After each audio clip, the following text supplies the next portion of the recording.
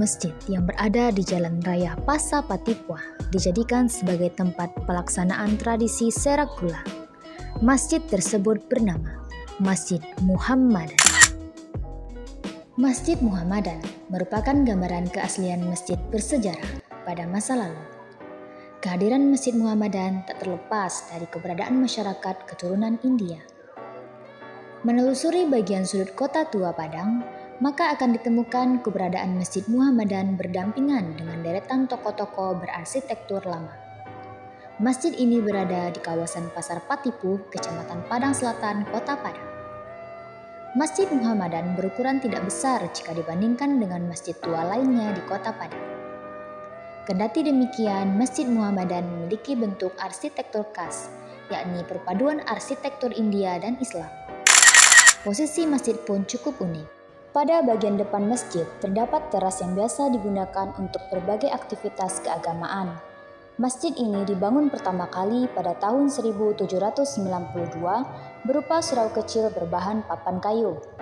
Masjid ini terus berkembang dengan berbagai renovasi dan pembangunan hingga menjadi Masjid Muhammadan yang sekarang. Bagian yang masih dipertahankan hanya pada bagian serambi depan dan ruang utama untuk sholat laki-laki. Sedangkan bagian dalam sudah mengalami perubahan dan sudah diberi keramik. Dalam ruangan utama terdapat 4 buah tiang penyangga. Salah satu hal yang paling menarik dan unik dari Masjid Muhammadan adalah tradisi serak gulo. Tradisi serak gulo merupakan tradisi turun-temurun yang dijalankan oleh warga Muslim keturunan India di Kota Padang. Tradisi yang digelar tahunan setiap 1 Jumadil Akhir penanggalan Hijriah ini diyakini sebagai simbol rasa syukur umat Muslim keturunan India atas rezeki yang diterima sepanjang tahun dan merupakan ajang silaturahmi mereka. Serak gulo telah menjadi salah satu identitas budaya khas masyarakat Muhammadan yang menunjukkan bagaimana sebuah komitmen oleh kelompok minoritas dalam menginternalisasikan nilai-nilai kebersamaan, persatuan dalam menyambut keberkahan dengan membagikan gula kepada semua partisipan acara. Lantas bagaimanakah asal-muasal dari adanya tradisi serak gula ini? Jadi dulu di Dapur Sari ini ada seseorang itu dia bernazar karena istrinya sudah lama menikah, nggak juga hamil, nggak ada tanda-tanda kehamilan, sehingga dia waktu pas di Masjid Dapur Sari itu dia bernazar apabila anaknya lahir, dia punya anak, lahir anaknya, dia akan lambungkan anaknya dari atap masjid. Gitu. Jadi atap masjid ya seperti itu. Jadi tahu-taunya nggak lama kemudian tanda-tanda kehamilan pada istrinya itu tampil. Sehingga suatu hari istrinya melahirkan. Jangan tanya sama saya berapa bulan kandungan istrinya, 4 bulan kah, 8 bulan kah, 9 bulan kah, baru anak. Jadi udah lahir, si bapak ini tadi pun dia ambil bayinya, dibawanya ke masjid sehingga dia ingat pada nazarnya, dia lambungkan. Jadi dia naik ke atas atap, dia lambungkan anaknya. Jadi serak gula itu caranya seperti cara itu, jadi dilambungkan, bukan dicampakkan. Kalau campak kan patah-patah mati.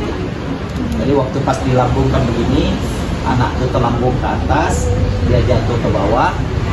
Alhamdulillah si bapak tadi lari cepat-cepat ke bawah, dia dekap anaknya. Anaknya nggak ada menangis.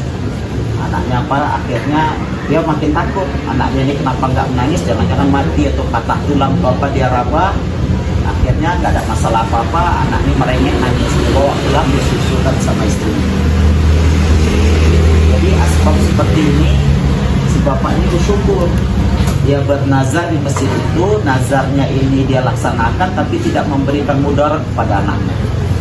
Sehingga si bapak ini tadi dengan hatinya yang besar, dia pun beli gula, dia bungkus. Ini dia bagikan, dia cara melambungkan anaknya ini, begitulah yang dia buat untuk menyerahkan gula ini tadi. Mengapa serak gulo harus dilambungkan? Nah, jadi dia ambil pakai talam. Kalau orang-orang dulu banyak bungkusan itu dibawa pakai talam. Nah, baru diambil, dia dekat begini, dia lambungkan ke atas. Jadi orang yang ngambil itu ke bawah itu menampung. Jadi sehingga tidak ada yang pecah-pecah. Mengapa gula harus dibungkus dengan kain perca? Jadi dulu orang India Muslim di India itu dia juga tidak membazir.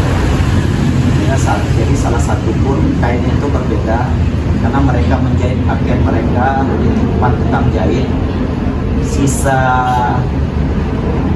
bahan yang dipakai untuk jahit itu mereka bawa pulang lagi, sehingga mereka bawa pulang sampai rumah mereka jahit itu bentuk kantung. Jadi inilah yang nanti diisikan gula dijahit. Jadi sisa dari perca kainnya itu yang dibuat ini.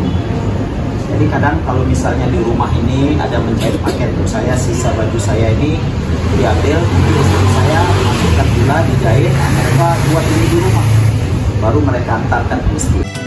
Mengapa dilaksanakan di Masjid Muhammadan?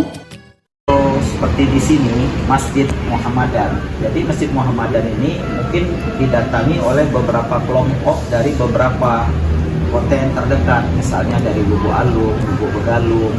Walaupun di sana ada masjid, tapi mereka kadang datang juga ke Masjid Muhammadan. Jadi seperti itulah kira-kira. Di beberapa kelompok orang yang dakwahkan agama Islam dari India sampai ke Sumatera Barat dan akhirnya ke Padang ini, mereka dari kelompok yang berbeda, dari tempat yang berbeda, sehingga mereka ada tinggal di tempat yang berbeda. Mereka sempatkan kadang-kadang sebulan sekali, 10 sekali, 2 minggu sekali mereka hadir di sini. Jadi karena mereka ada di satu wilayah yang ada kesepahaman, mereka buat itu di sini. Apa tujuan dari tradisi serak gula?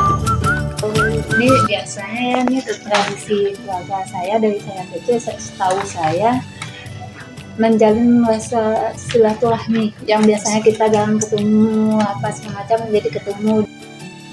Ada 2 tahapan dalam pelaksanaan kegiatan serak gula. Tahap pertama adalah persiapan kegiatan, yang terdiri dari dimulainya pengumuman kegiatan serak gula. Jadi kan jatuhnya kan 1 Jumadil Akhir. Jadi kan kita udah tahu tanggalnya langsung Jumadil Akhir tanggal berapa kan, jadi kita tinggal mengasih informasi tanggal sekian kita acara serak gula. Selanjutnya adalah pengumpulan gula. Masyarakat yang ingin bernazar sudah bisa memberikan gula kepada panitia. Masyarakat yang memberikan nazar gula tersebut tidak ditentukan harus dengan keturunan India, namun juga bisa masyarakat dari luar. Kemudian gula tersebut akan dimasukkan oleh panitia ke dalam kain perca yang sudah dijahit 1 bulan sebelum hari H. Yang semua masih masyarakat ini memang khusus untuk keturunan India aja atau boleh di luar itu? Enggak. Betul di hari H baru kami misalnya sebulan nih mau serak gula kan kami baru jahit, minta tolong di tukang jahit nih. Kegiatan terakhir dalam persiapannya adalah masak bersama. Pada waktu yang sama, rombongan ibu-ibu akan sibuk di dapur untuk mengelola konsumsi dan persiapan makanan, minuman, kegiatan serak gula yang akan disajikan ketika berdoa bersama di halaman depan masjid. Kemudian masuk tahap kedua, yang terdiri dari dimulainya dengan dekorasi tempat kegiatan acara serak gula. Panitia biasanya sudah mulai mendekorasi tempat pada pukul 6 pagi sampai jam 2 siang. Tim dekorasi biasanya diberikan tanggung jawab kepada laki-laki. Selanjutnya akan diadakan pembukaan acara resmi serak gula dan doa bersama. Kegiatan serak gula dijadwalkan oleh panitia setelah sholat asar. Dan yang memimpin doanya adalah seorang ustadz atau orang yang ahli dan alim dalam agama. Acara selanjutnya adalah pemasangan bendera. Bendera yang dipasang berwarna hijau. Alasan bendera berwarna hijau karena agama Islam identik dengan warna hijau yang mempunyai makna suci. Kegiatan terakhir adalah prosesi serak gula. Panitia yang bertugas akan menyebar ke tenda kecil berwarna hijau yang sudah disiapkan sehingga tidak terkumpul di satu atap masjid saja. Dimaksudkan agar gula yang dilempar dapat terbagi secara rata ke semua penduduk. Waktu dulu hanya sampai 4 dan 5 orang saja yang bisa naik ke atap. Namun seiring dengan perkembangan renovasi masjid sudah bisa menampung 20 sampai 25 orang untuk naik ke atasnya. Kita dari 5, 4 orang, 6 orang naik masih mampu. Itu barangnya pun cukup, kendaraan ada. Tapi kalau sekarang ini sudah berubah. Baik, itulah rangkaian terkait dengan tradisi Seragulo. Semoga bermanfaat.